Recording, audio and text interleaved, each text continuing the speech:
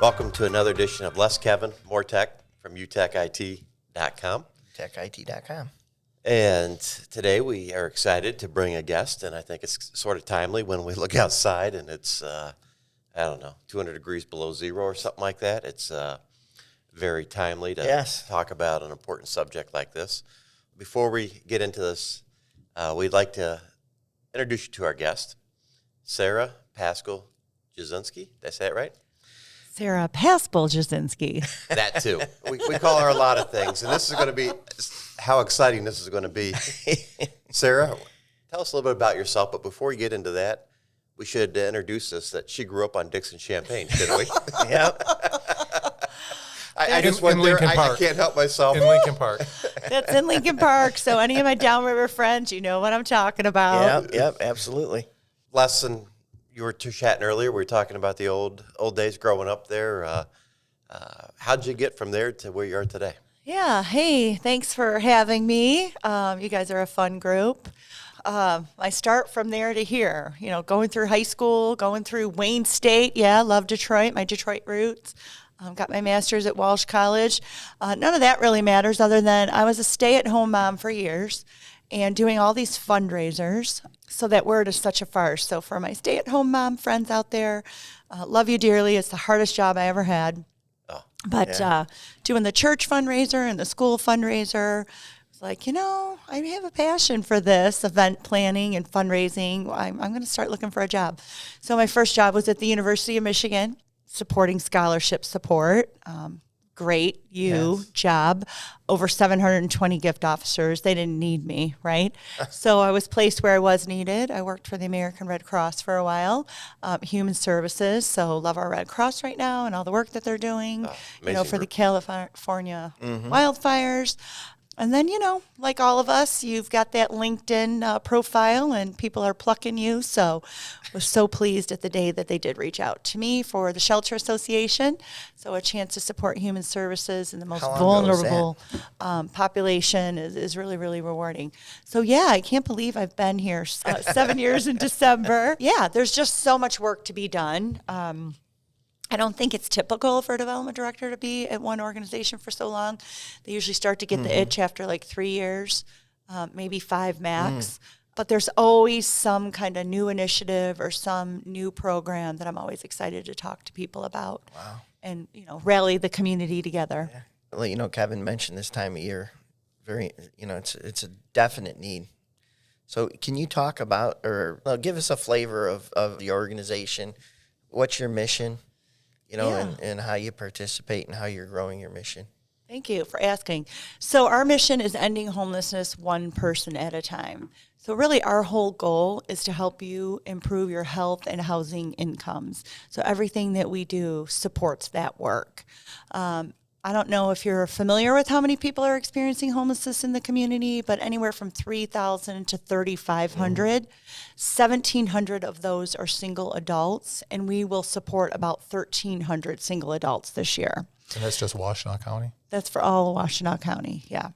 The majority of the clients that we serve have been, born and raised in this community, but it's true that we do get some people that learn about the great work that we do, and shelters are full in our surrounding communities. So I would say about 15 to 20% of the folks are, out of this area. So some of the things that have affected that recently, there was a Livingston shelter that closed, we know the mass volume of people in need in Detroit, so you definitely have some of those folks coming over to us.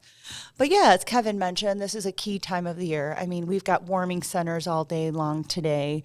obviously with the frigid temperatures. The thing about the shelter is our residential capacity for beds is about 60 beds. And then if you add some of our specialty programs, on a regular basis, we can provide residential support to about 90 plus people nightly, but that just doesn't meet the need in the winter months. So we have a warming center which provides overnight accommodations for, in our building, another 65 men, another 20 women, and then we're so fortunate, to really have a village to support us. Our faith-based partners will take on another 25 men. We actually have 2 faith-based partners going right now. One is at St. Luke's Church, and the other one's a rotating partnership. Each week, another faith-based partner will take on people. So I know I'm bouncing all over the place, but that will support another 50 people each night. So if you're doing the quick math, we're probably supporting about over 200 people nightly from November through March. And so these days are really key because we strongly encourage activities outside of the shelter. That's a time for people to go in the daytime to doctor's appointments, go to the library, get some exercise. If you're employed, going to your work. But days like today, we have warming centers open all day long, to support people. So, Sarah, do you mind just backing up a little bit? The number you said was 1,300? Yes. Now, that's singles or total? That's single adults that will Single help. adults. So we support individuals 18 years and older. Families. Yeah, so families will be supported throughout the community from some of our other partners, which you probably have had on the show. So you have SOS Community Services, Ozone supports our youth. I'm trying to think. Well, we have Avalon and Alpha House. Sure. So, some of those are housing organizations. Some support homelessness. The Salvation Army gets involved. We have our Veterans Administration that supports people. Many partners, but Yes. it's still not enough to cover the need. Absolutely. And then the need just keeps growing in Ypsilanti too. So our waiting list has about 150 people on it, Really? and that's for a residential bed. And it will take anywhere from 7 to 8 months to get a residential bed. So basically, in this landscape and in this environment today, interest rates are so high, right? What is it, 7%? So when you have high interest rates and people aren't buying homes, that means people are also staying in their apartments longer. So people that can afford rent and are staying in their apartments longer, I hate to say it, I know it sounds like a stereotype, but it's true. Landlords take advantage of that, so they increase the rent, which pushes low-income people out who can't afford that rent increase. So we're seeing our senior population growing dramatically. So we suspect that by the end of the year, our senior population will be 50%. Really? Yeah. And what's your cutoff, that 50, 55? Yeah, we usually say a senior is about 55 years old. Maybe in some It's counts. close to home here. Yeah. Some counts, maybe 50%. The thing you have to keep in mind is if you're chronically homeless means that you have been homeless for 12 consecutive months. They say it ages you by 10 to 15 years. So if I have somebody that's 50 years old, physically, they're probably closer to 60, 65. Wow. How long can they stay in the shelter? Yeah, so for us, when you have a shelter bed, that's your bed until we can help you find housing. So when many people think about homelessness, they think about the movie with Will Smith, The Pursuit of Happiness, where you have to get in line every day to secure your bed. That's not the kind of shelter we are. So when I say residential, there's usually 4 people to 1 room, and that is your bed. You're working with case management. You're knocking down your housing barriers. Housing barriers are not just about income. It can be a lot of trauma, it can be employment, it could be Social Security, it can be disability, it can be things like you have horrible rental history, maybe you had to flee a situation and you weren't able to pay your DTE bill. So these are things that are preventing you from moving into an apartment. So once case management is able to work with an individual to clean up all these barriers and to support an individual, then they're ready for housing. But as we were talking about, the rental stock is, just getting smaller, smaller, and smaller. A majority of our folks are placed in Ypsi where the rent is more affordable. And then you have to think about our population, which I didn't get a chance to talk about yet, but 80% of our clients, we say, have some form of a disability. And under that umbrella, 70% is mental illness. Under that umbrella is 35 to 40%. I call it self-medicating on substances. I do like anyone that's listening today to be mindful of that. A lot of the individuals that we work with, I would say over 25% were homeless as children. Many people have never had their own bedroom or their own bed growing up. So a lot of trauma, and I think, the best way that people know how to cope with that, and some of their coping skills have been, abusing substances. Talked about our senior population being about almost 50%. About 20% of our population are that youth, 18 to 24. So we certainly see our share of folks that are aging out of foster care coming to us. While Ozone does a great job supporting, youth, they're certainly at capacity too, so we get our share of youth. About 20% of our population are returning citizens. So I think we kind of talked about everyone. And then about 10% are veterans. The Veterans Administration is really doing a much better job today of supporting our vets, but we certainly have veterans that are staying with us, and we do reserve about 10% of our beds for vets. And the numbers are shocking, right? They're eye-opening. But you did mention, the desire to kind of create a normalcy. Get out, exercise, go to the library, and go to work. So to me, when I hear those things, hey, get outside, get a walk, exercise, it doesn't go to work. It doesn't sound like the description of a person that doesn't have shelter. I think we work really hard at trying to create community and trying to get people reconnected to resources in the community. So definitely, you think about a shelter, it's the last place you want to go. Right. Obviously, it's overcrowded, you have no privacy. But I think the back pocket benefit of shelter is really kind of rebuilding from the foundation up. When we talk about resources in the community, getting you reacclimated with going to the doctors on a regular basis. We have people that haven't been to the doctors in years, going back to the dentist, finding employment. It's scary when your skills do not match those of the majority of the individuals in the community. You lack confidence. You don't think anyone's going to hire you, especially if you're a returning citizen. So to be able to provide, warm job leads to individuals and say, this organization will look beyond your past. Sometimes even getting, tapping into life skills, For example, sometimes you'll drive by the shelter and it looks beautiful on the outside, and other days it looks horrible. There's trash and garbage and debris. I mean, I've literally witnessed, individuals, and I don't want to go down this rabbit hole, just oblivious to the mess that they're making. People they don't grow up like that, being tidy and orderly and having a structure. So really kind of teaching people how to interact with others, how to be a better communicator, life skills on, how to manage and maintain an apartment. That's scary for people, especially if they've been living chronically homeless for a very long time.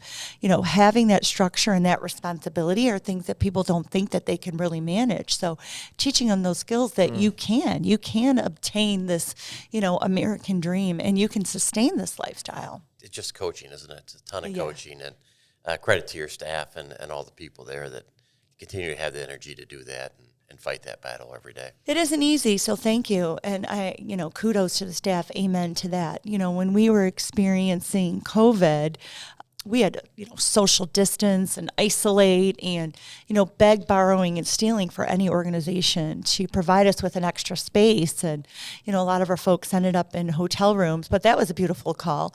Hi, Marriott? Yeah, I got about 20 people here, COVID positive. We'd like to rent some rooms tonight. Okay, we'll be there soon. But I'm bringing all that up because you heard so much about our wonderful nurses and doctors in the medical industry, and hey, how about my case managers, my operations specialists, where they didn't have a choice not to show up for work. They didn't have a choice to work from home. These are human connections need to be made, the door needs to be stay on, people need to be in the building. So it was really challenging. And, while our social workers are trained in social work, they're not really, equipped to handle all the mental health needs of the community today, which is really a struggle and really, really hard and challenging to support this population with behavioral issues. Do you see an answer to that? To the mental health crisis? Well, Because I don't- that phrase has creeped into all aspects of life. yeah. That's Well, we have millages here in Washtenaw Yes. County, and they're doing it. Are we effective with that? Yeah, I don't think so, not to the degree that we need. I mean, I think we are just scratching the surface to the support that we need to be providing individuals. You know, I mean, when did we last have a mental health hospital? Back in the 80s, right? Governor Engler, I think, kind of closed that down on us. That's what we need. So one of the problems we have with housing people is because we do need permanent supportive housing. So those folks that do have severe mental illness, they really can't survive in an apartment on their own, so they have to continue to have someone coming in to support them. So if we're not going backwards and we're not going to have those kind of mental health facilities, then what we need are more apartment structures with permanent supportive housing so people can live semi-independently and then have that support system with case management and staff that works with individuals. Would that be something like Avalon could provide? Avalon could do it. I think maybe even some other players need to come into play. You know, community mental health, if you think about the caseload that they have, I mean, if you averaged it, it's not technical, but if you averaged how many people community mental health had to support in this community, a case manager might have 1,400 people on their caseload, you know. So they spend less than 1% of their time in an institutionalized setting. So I think that it's, you know, an Avalon House or, you know, other partners that come into play. You know, if you've got to bring in landlords that are willing to have low income housing in partnership with your county, in partnership with community mental health, you know, your Alpha House, your Avalon shelter involved. So at the end of the day, what you're really talking about is, you know, more psychological support, more case management. You know, you can have individuals encouraging, you know, semi-private rooms, but we can't get away from this any longer. We can't ignore it. We can't do nothing. We have a program right now called Housing Crisis Stabilization, and that supports the community's most vulnerable. So we've identified with community mental health this partnership that these folks just can't be out on their own. So we reserve a bed for them until we can find that permanent supportive housing. But in that program alone really skews our numbers because we have some folks that have been with us for over a year because we just can't place them in housing right now. Wow. They wouldn't survive on their own. Wow. Where do you see that heading? With many in need in IPSI, we're going to definitely have to have some stronger partnerships with the city, with the county, with the township. Where do I see that heading is it's a long process, right? I mean, anytime you have a housing unit and you approve it, it takes years and years to come to fruition. You know, so to act now, we really need some kind of centralized location for case management support. We need organizations that do a lot more critical time intervention. So that means once we house someone, you know, that case management team that comes in afterwards and checks in on people. I mean, each, you know, human service organization in the community, they're trying to do a little bit of that kind of outreach. Again, but it's not scratching the surface. So I don't have all the right answers on what we could do other than, you know, we do need some immediate action because any action you take today, it's going to take years. Wow. Yeah, it's amazing that the needs there. There's a will to fix this, I think, in the community, and people driving to do this is just so hard. I give you guys a lot of credit to get up every day and go fight that battle. You know, sometimes it feels like you're losing, but we are making a difference, or you guys are making a difference, I should say, every day out there. So thank you. Thank you. Yeah, some days it could feel like, you know, you're a rat or on a hamster wheel, you know, or I always get those or a jaguar. I always get those metaphors wrong. Like, what is that? A hamster on a hamster wheel just going round and round and round. But we do house about 300 people each year. Yeah. And so we talked about our numbers of supporting about 1,300 people each year. We do a lot of shelter diversion work. So again, the thing about being homeless, it's not just a lack of financial resources, it's also a lack of human resources. So to think that you have no one in your circle that would take you in when you're struggling. So a little bit of our shelter diversion work does help. What does that mean? Yeah. So shelter diversion is helping you to avoid staying in shelter at all and putting you in a positive housing placement. So we, through a series of interviewing techniques, help individuals identify that they do have someone within their circle. So just to give you like a brief story, let's say, Kevin comes to me and he says he's sleeping in his car. He doesn't have anybody in the community. So our case management will do some interviewing with Kevin to find out, actually Kevin had a sister and he fled her house because she said, "You're not allowed to smoke in the house." And he did, and he burnt a hole in the couch. So he just grabbed his stuff and got the heck out of there, right? So working with Kevin, you find out you do have a sister. What if we worked with you to help you repair that relationship? And if we went to your sister and said, "Hey, we have Kevin here. We think we can house Kevin in 30, 60, 90 days. We just need you to open up your doors at night. Let Kevin sleep on the couch. Kevin can come to the shelter and have meals. Kevin can work with case management. We can help Kevin with employment or Social Security or disability. We can provide Kevin with all the supportive services that we have outside of overnight shelter." So since we can get Kevin reacclimated with his doctor's appointments, we can get Kevin connected to mental health support, would you consider just letting Kevin come in at night and sleep on the couch again? And so the sister is like, "Yeah. Okay, wow, yeah. You're taking away all the heavy lifting. I didn't know how to support Kevin. I didn't know how to get him connected to some of these resources." So that's part of it. And this is called housing shelter diversion. And then some of our other shelter diversion is, wow, Kevin's got a job. Kevin's got his car. Kevin's okay with sleeping in his car. So what Kevin really needs is support with first and last month's rent. We can help Kevin with first and last month's rent. Or maybe Sarah, I brought Joe in here so you could pick on him, not me. I know I picked on you in the opening there, but karma's a...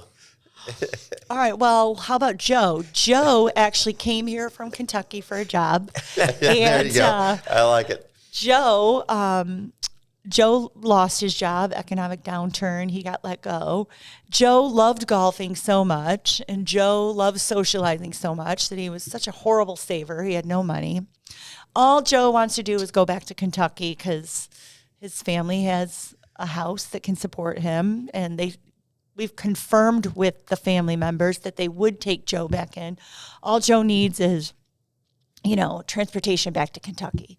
Then we're going to help Joe get transportation back to Kentucky.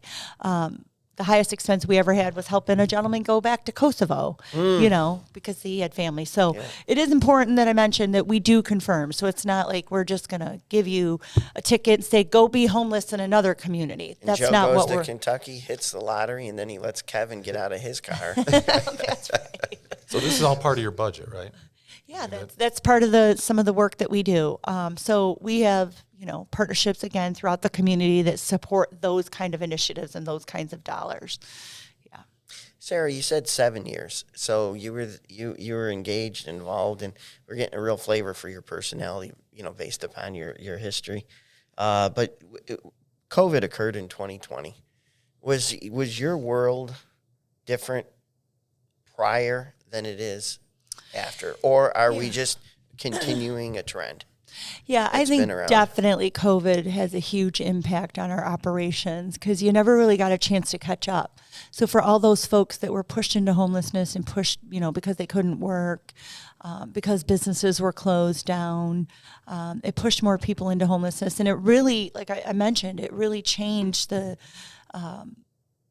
real estate market today, So that's really one of the things, with people not being able to afford rent. We've never really caught up from COVID.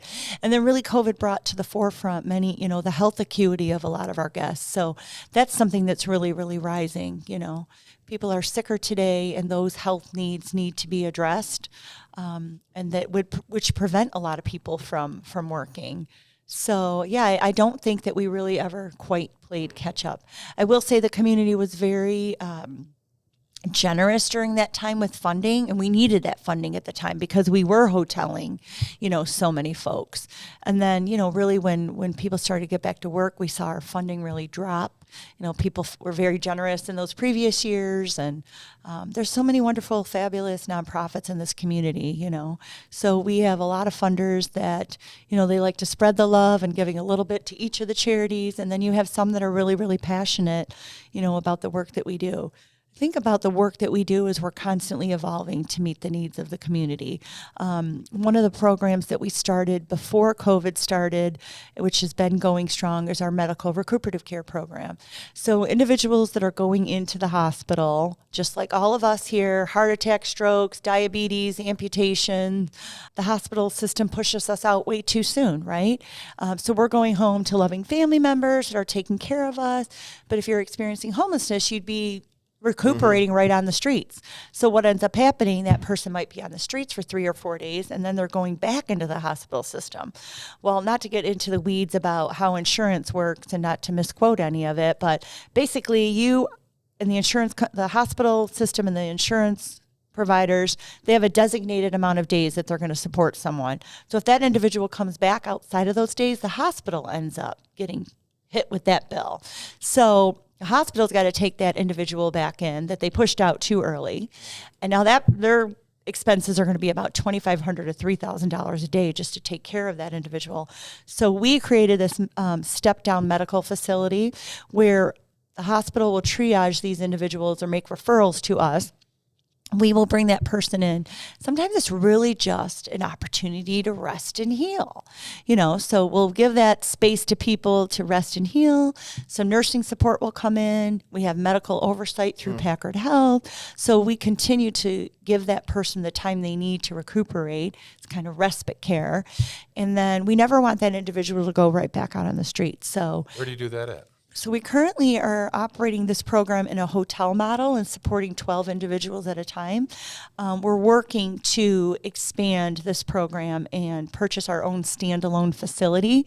We're supported to a degree by Trinity Health as well as Michigan Medicine that financially supports this program. And then there will be some insurance opportunities down the road for room and board and case management because currently, up until last September, insurance companies did not support that. So it's a growing initiative, growing program nationwide. We were probably the second or third in the state to do this. And I think there's close to 10 of these kind of programs now in Michigan. So that's just one of the ways that we've adapted to meet the needs of the community.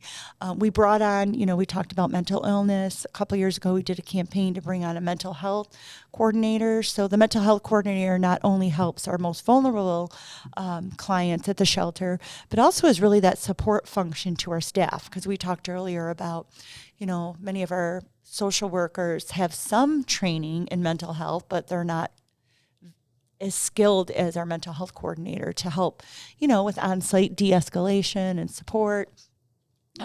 We continue to expand our warming center services. So, doing a warming shelters, day shelters in Ypsilanti, we've grown in that way. We're looking to expand in Ypsilanti because the homeless population is so great there.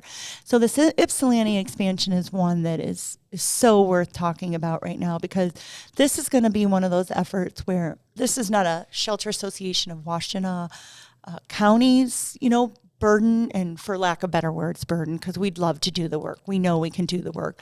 But this is truly a village and a community effort. So we're going to need the hospital systems, insurance companies, businesses, all stakeholders in the community to help us to support this initiative.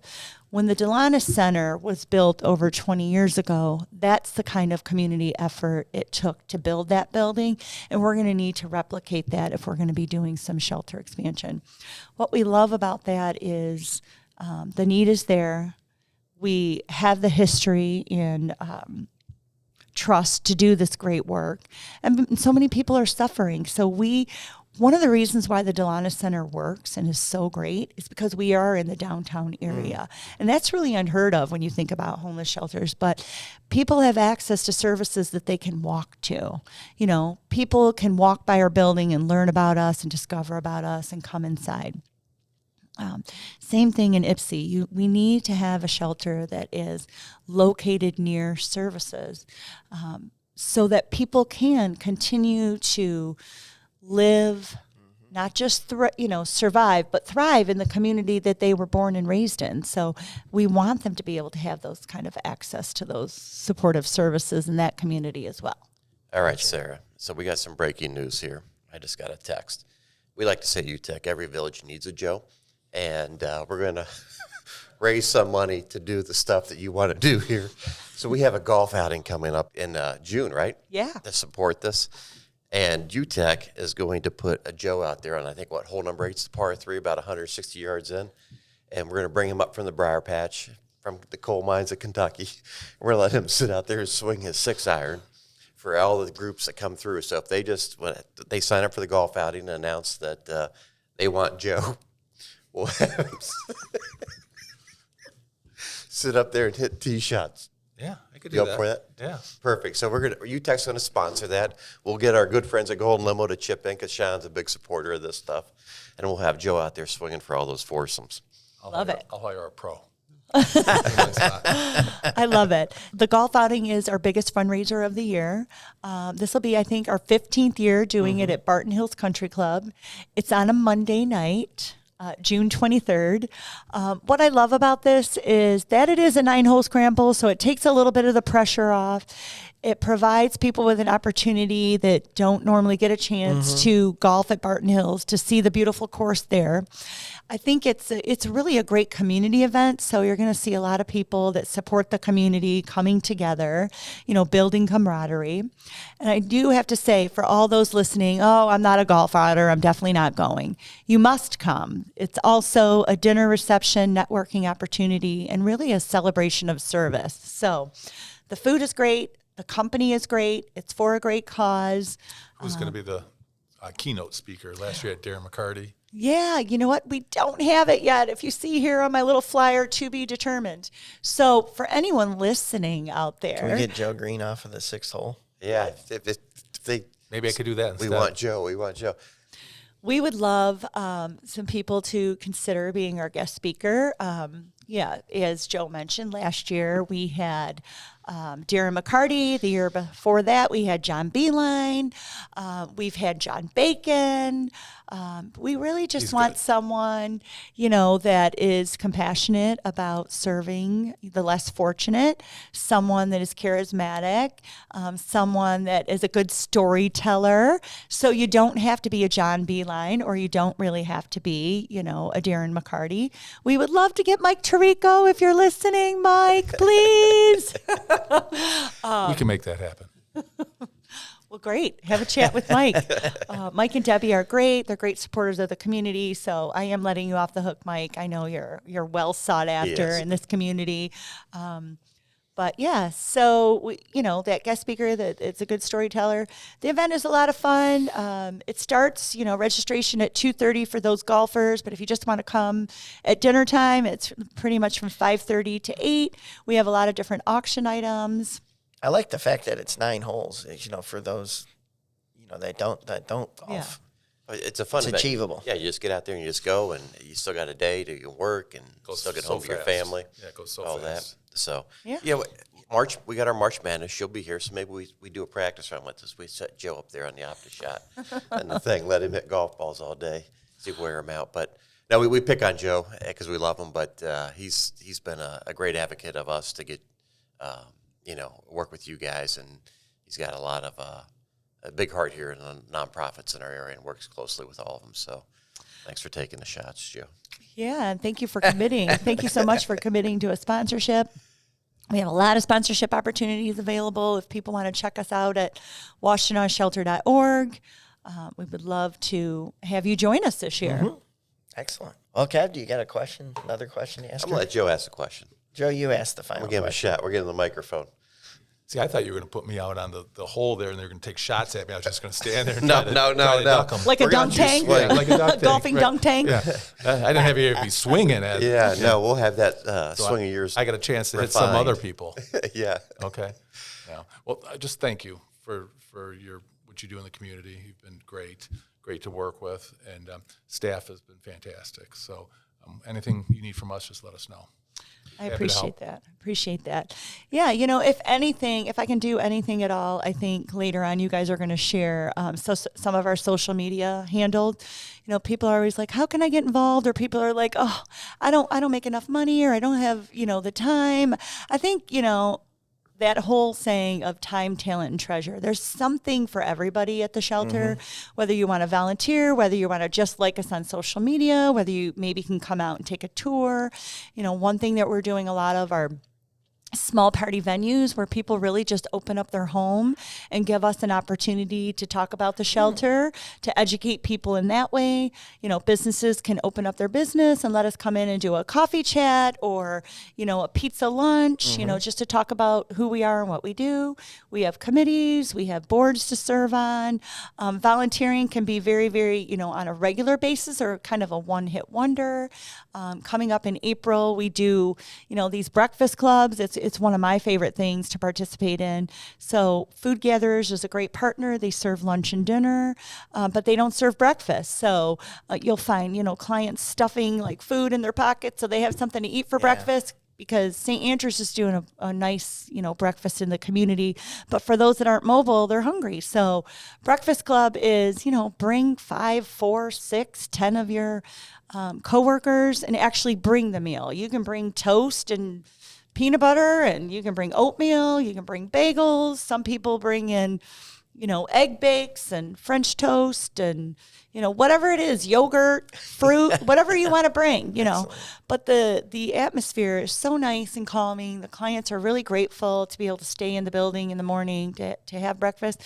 And another thing is maybe, you don't have a big enough team, you don't want to do that, but come in at lunchtime. Food Gatherers is cooking. I say things like, it's kind of like at home. Sometimes the food is really, really good and sometimes not so much, but you eat it anyways because you made it. It's wonderful to share a meal with a client. Sit down next to someone that you've never met before, engage in conversation. Think about how many conversations you have throughout a day with someone, or, just like touching someone's hand, patting them on the shoulder. We have a lot of folks that, they don't get that kind of engagement. So help people see that they're not invisible. And at a minimum, when you're walking down the streets, I get people asking me all the time, well, how do I know if people are really homeless, when they're panhandling? Well, I don't have a crystal ball either. I don't know. But I can tell you what those folks do need. Look them in the eye, even if you're not going to give something, which I strongly say not to. Tell people, come on over to the shelter. We'll support them there. Just say hello, smile at someone. Don't walk down like, oh my God, I can't look at people. You can, and you can say hello and you can be kind. That's easy. Everybody can do that. Well, Joe messed up his lines. We had it written down for him. He was supposed to ask you, at the end of the day, after you do all this glorious work and hard work, when you go to relax there at home with your husband, what kind of bourbon do you guys reach for? High West, of course. Well, cheers. Cheers.